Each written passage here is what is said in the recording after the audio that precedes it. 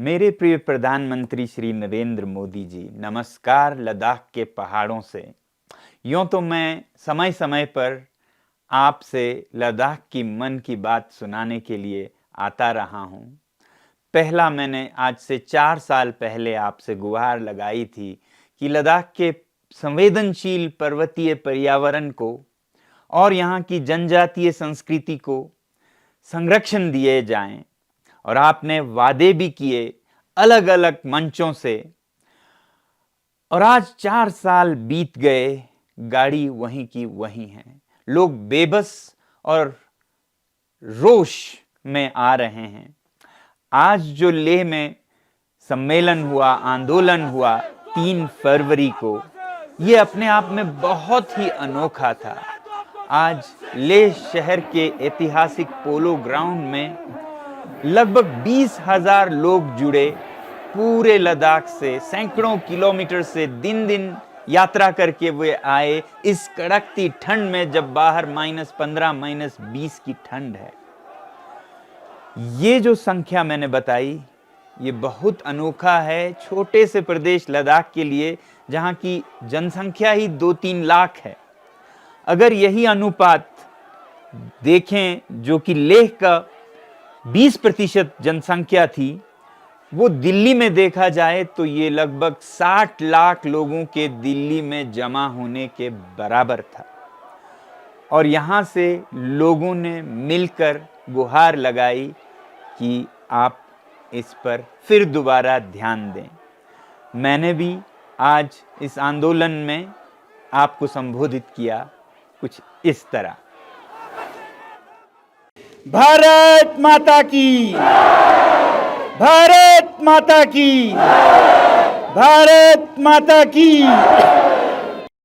अब मैं हमारे देश के प्रधानमंत्री श्री नरेंद्र मोदी जी से आज लद्दाख के हजारों लोगों के साथ मिलकर लद्दाख की मन की व्यथा, मन की बात आपको सुनाना चाहूँगा। यहाँ अगर आप देखेंगे तो एक छोटे प्रदेश जहाँ 1,00,000-1,50,000 तो लेह में और 1,00,000-1,50,000 ही कारगिल में हैं, उसमें से 20-30 हज़ार लोग यहाँ पर मिलकर आपसे एक गुहार लगा रहे हैं, आपसे एक मन की बात सुना रहे हैं। तो वो हम आपके साथ मिल के सुनाएंगे।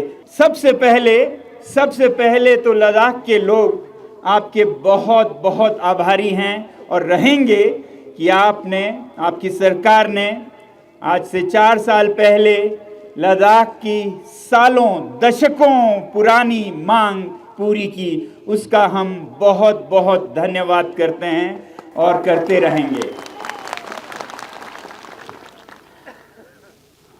और उसके बाद, क्योंकि मैं पर्यावरण के क्षेत्र में काम करता हूँ, एनवायरमेंटल एक्टिविस्ट हूँ, तो मैं आपका बहुत बड़ा प्रशंसक हूँ जो आपने सिर्फ भारत में नहीं, दुनिया में भी एक रास्ता दिखाया भारत के आदर्शों का, सादगी भरे जीवन का, मिशन लाइफस्टाइल्स फॉर एनवायरनमेंट, जिस पे भी मैं सालों से बोलता आया हूँ।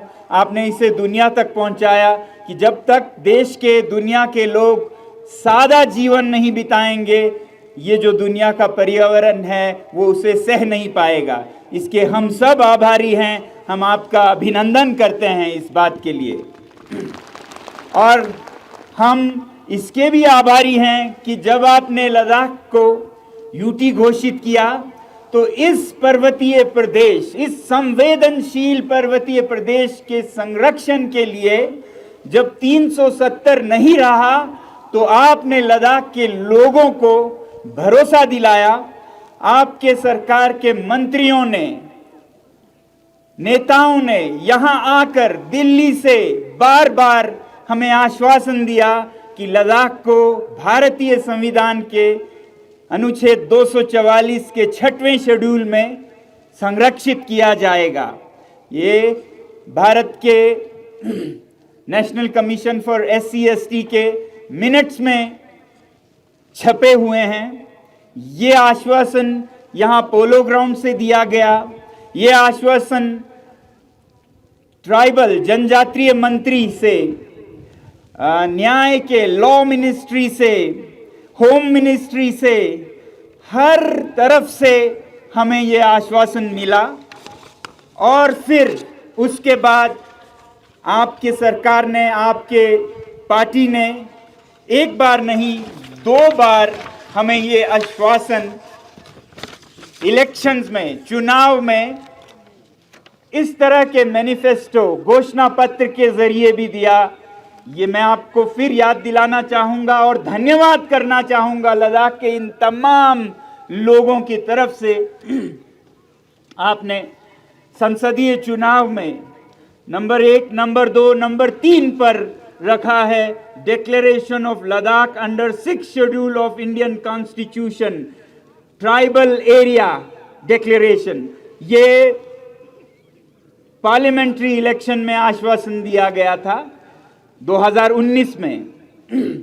और फिर 2020 में जब लद्दाख के लेह जिले में यहाँ का सबसे प्रतिष्ठित चुनाव हुआ पर्वतीय काउंसिल का, हिल काउंसिल का, तो फिर पहले नंबर पर इस मैनिफेस्टो में यही मुद्दा है, constitutional safeguard for Ladakh under 6 schedule of Indian constitution. तो ये आपने हमारे साथ वादे किए, आश्वासन दिए, इन सब का हम फिर धन्यवाद कहना चाहते हैं, क्योंकि हम सोचते हैं कि देर हुई है 3-4 सालों का, मगर अंधेर नहीं है, हमारा ये यकीन है। तो हमारा यकीन ये है कि जब आपने ये आश्वासन दिए तो आप इसे देर सवेर पूरा जरूर करेंगे।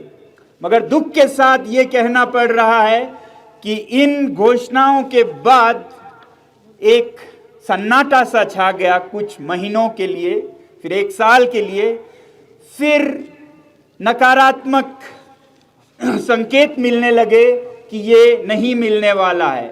फिर यहाँ लेह में तो जो 6 शेड्यूल शब्द को उच्चारण करे उन पर ज्यादतियां होने लगे, बच्चों को पकड़ा जाने लगा। और हमने सोचा कि शायद जिन नेताओं पर हमारा इतना भरोसा था वो नहीं रहा। फिर हाल के महीनों में हमें ये पता चला कि ऐसा भी नहीं है।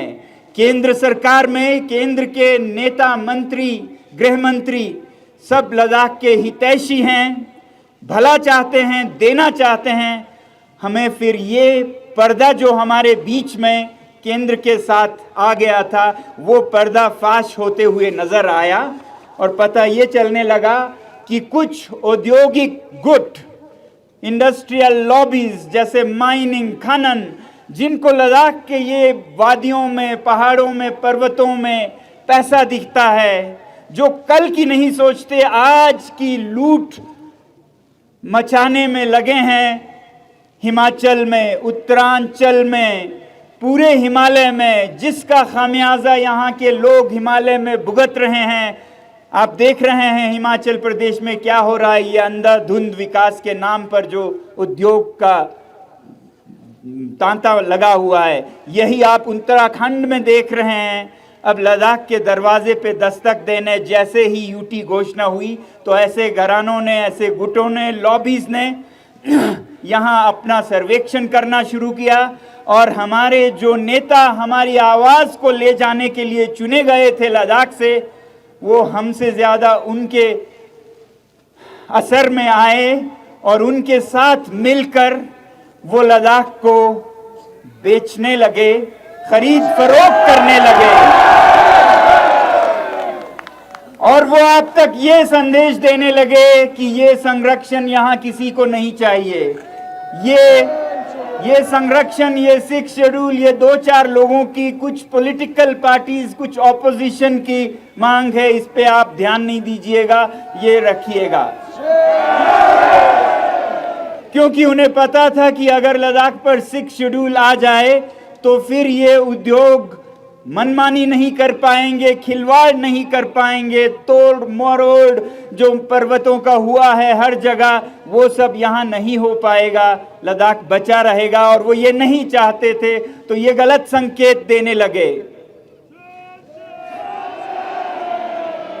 तो जब उन्होंने ये कहा कि ये कुछ ही लोगों की मांग है, तब लद्दाख के लोगों ने आपको जवाब संदेश देने के लिए, अपने पैरों से वोट देने के लिए आज यहां पर हजारों, दसियों हजारों में लोग जमा होकर इस ठंड में ये जताने के लिए आए हैं कि हम सब इस मांग के साथ हैं। आप इस बहकावे में ना आए जो कुछ मतलबी लोग वेस्टेड इंटरेस्ट आप तक पहुंचा रहे हैं।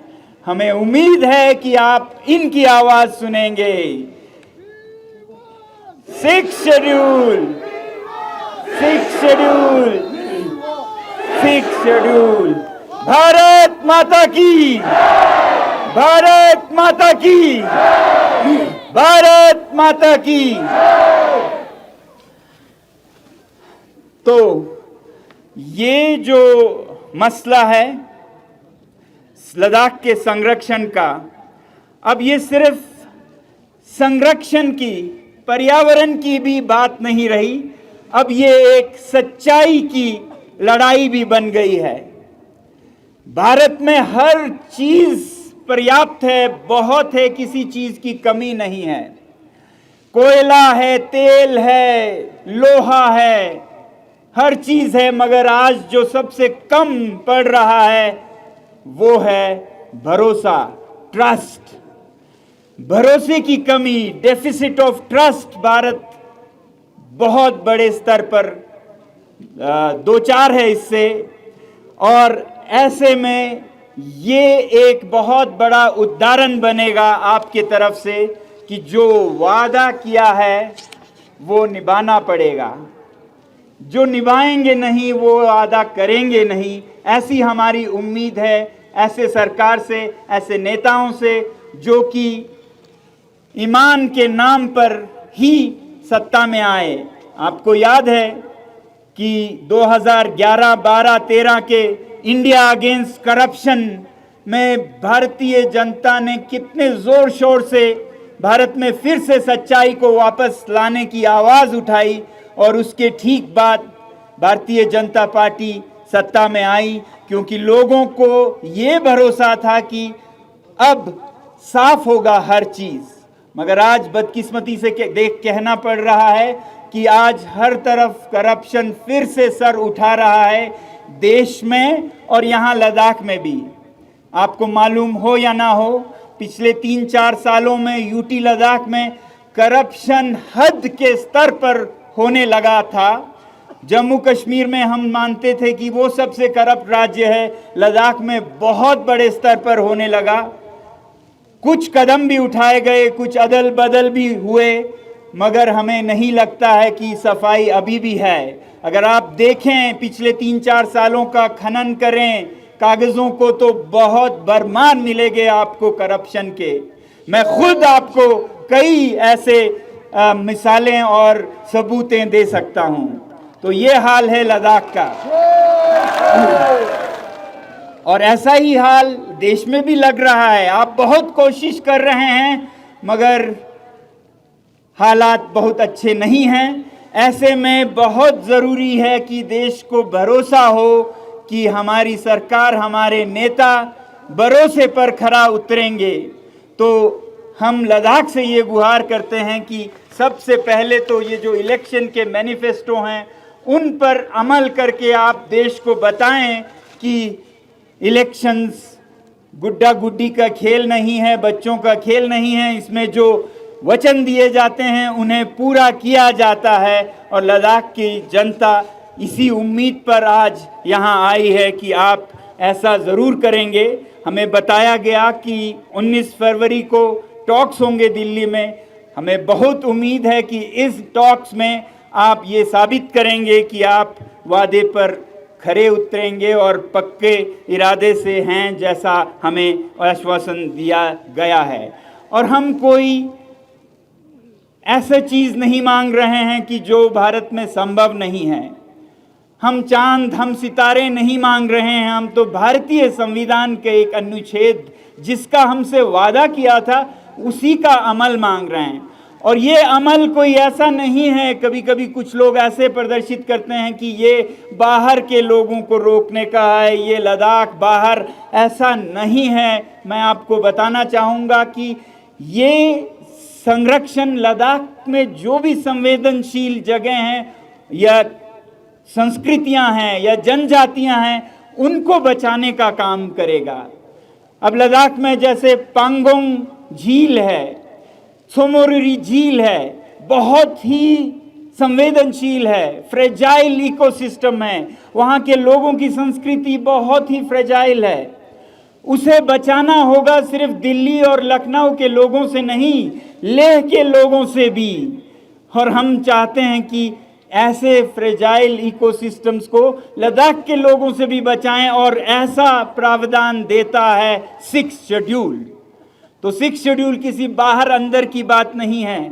हमारे यहाँ एक वादी है आर्यन वैली, जहाँ पर आर्यन समुदाय के ब्रोकपा लोग रहते हैं, उन्हें बचाने की जरूरत है मुझसे भी। कोई वहाँ जाके ऐसे खिलवाड़ नहीं करें कि उनकी संस्कृति बिखर जाए। तो 6th शेड्यूल उन्हें हमसे भी बचाता है।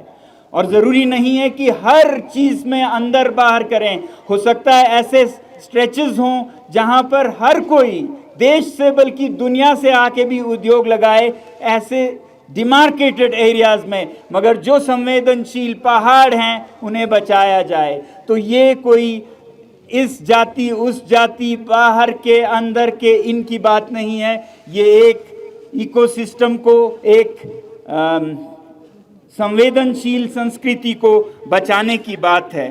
तो हम आपसे यही उम्मीद करेंगे आखिर में कि इन सब बातों को ध्यान में रखते हुए, जो कि ध्यान में पहले से ही रखा गया था, इसीलिए ये वादे हुए थे लद्दाख के लोगों के साथ, आप जल्द ही जल्द न सिर्फ लद्दाख को बल्कि पूरे भारत को ये फिर एक भरोसा, एक आश्वासन, एक उम्मीद जगाएंगे कि देश में अभी भी वचन, सच्चाई जिंदा है। और उस सच्चाई को बचाए रखने के लिए अगर हमारी जान जाए तो बहुत कम होगी। मुझे दुख ये है कि एक ही जान है, कितने बार दें। तो हम इसके लिए आज भारत में जैसे हम अंग्रेज़ों से लड़ रहे थे, आज भ्रष्टाचार से, आज झूठ से लड़ने की ज़रूरत है। और इसमें अगर हम भगत सिंह बनते हैं, सुखदेव बनते हैं, तो हमारी ये सबसे बड़ी खुश नसीबी होगी, खुशकिस्मती होगी। मैं आपका हाथ जोड़कर इस तमाम लद्दाख के लोगों के साथ मिलके फिर एक बार धन्यवाद और फिर एक बार भरोसा आपसे लेने की गुहार लगाता हूं। बहुत बहुत धन्यवाद। भारत माता की, भारत माता की, भारत माता की। तो ये थी मन की बात लद्दाख के 6वें शेड्यूल में संरक्षण के बारे में। और एक बहुत ही ज़रूरी मुद्दा था जिसका मैंने लद्दाखी में वर्णन किया, उसे मैं हिंदी में आपको बताऊं। वो है जमहूरियत यानी कि लोकतंत्र के बहाली की बात। अब जम्मू कश्मीर में तो स्टेटहुड बहाल हो रहा है, यहाँ लद्दाख को यूटी विदाउट लेजिस्लेशन रखा रहेगा ऐसा कहा जा रहा है, जो कि बहुत ही दुख की बात है। लद्दाख के लोग बहुत ही हैरान बल्कि नाराज हैं कि उनकी किस गलती के लिए उन्हें ये सजा दी जाएगी। भारत के जितने भी युद्ध हुए उन सब में लद्दाख के सैनिक ही नहीं, जनता भी युद्ध भूमि तक स्वयं सेवकों की तरह जाते रहे हैं। और आज उनको बिना लोकतंत्र के रखा जाए। यहाँ लद्दाख में कोई ऐसा मंच नहीं है, कोई असेंबली नहीं है, एमएलएज नहीं है जो कि यहाँ के विकास का निर्णय कर सकें।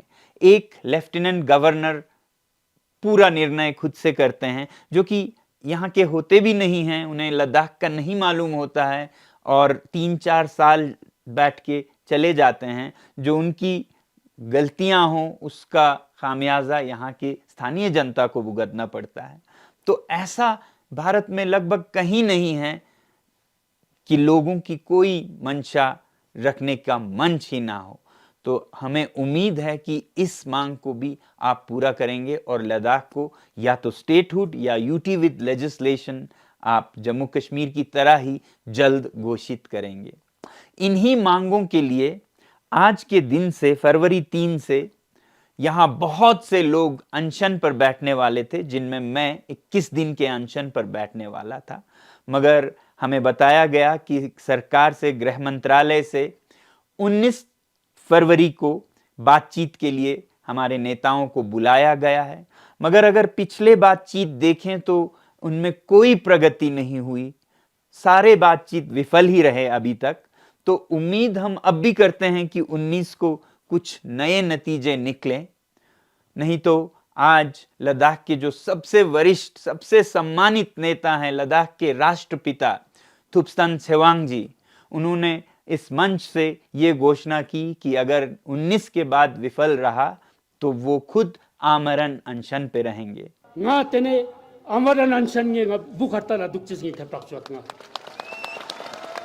और उनके साथ, हमारे साथ सैकड़ों लोग अनशन पे सर्दियों के ठंड में बाहर रहेंगे, आपका ध्यान आकर्षित करने के लिए कि कहीं आप हमारी मजबूरी को समझेंगे और समझेंगे कि ये मांग 2-4 लोगों की नहीं है बल्कि पूरे लद्दाख की है, जैसा कि आप इस संख्या से देख रहे हैं। तो हमारी पूरी उम्मीद है कि ये जो वचन हमें मिले थे कई साल पहले, कई बार उन पर अमल होगा और हमारा भरोसा सत्य और वचन पर फिर एक बार बनेगा और हम ऐसे ही खुशहाल लद्दाख और खुशहाल भारत की कामना करते हैं। आपका बहुत बहुत धन्यवाद।